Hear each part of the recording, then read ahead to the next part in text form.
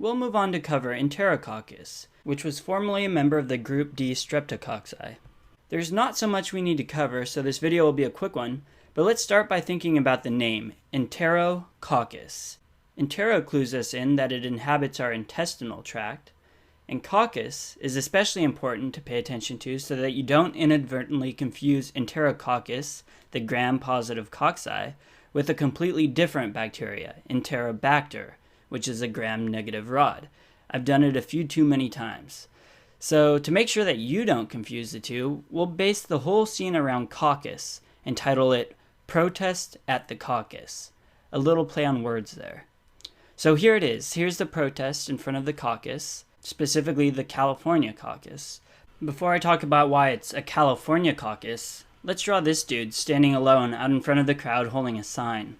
There are two species in the Enterococcus genus that we should know. There's E. faecalis and E. faecium.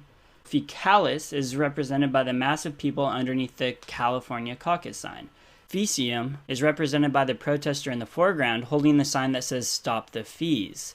Fees for faecium, and California for faecalis. Since there are so many more people in faecalis and fewer people in faecium, you'll remember that faecalis is more common.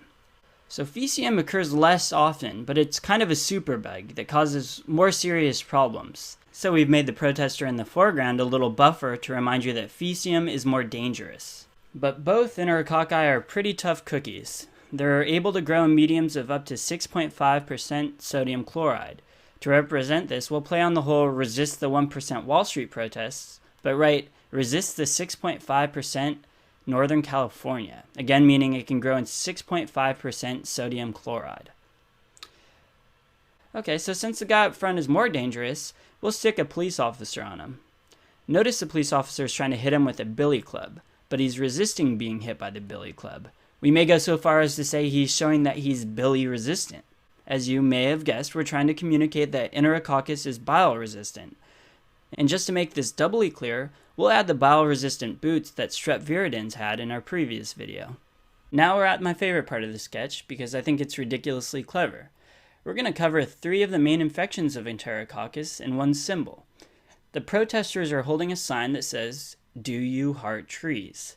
The U stands for urinary tract infections, which we've colored yellow. The heart stands for endocarditis, and the tree stands for infections of the biliary tree. Remember, since Enterococcus is insoluble in bile, it can colonize and infect our biliary tree. Now we're adding the most important piece of information that needs to stick with you, and one of the only reasons why we have to know Enterococcus. Enterococcus, specifically E. faecium, is a nosocomial infection that is resistant to almost every antibiotic we have, even vancomycin. In these cases, you'll hear the bacteria referred to as VRE, for vancomycin-resistant Enterococcus. To show this, we'll draw our vancomycin van, a police van, and show one of our E. faecium buff dudes resisting being thrown in the van, or vancomycin-resistant. So then what do you go for if you can't use a beta-lactam or a vancomycin to treat VRE? Well, you can use this. Yeah, this line, in police line. Well, line stands for linezolid, a very expensive big gun IV antibiotic. Alternatively, you can use another expensive big gun antibiotic, tigecycline, which we'll represent by painting the next section of the police line with tiger stripes.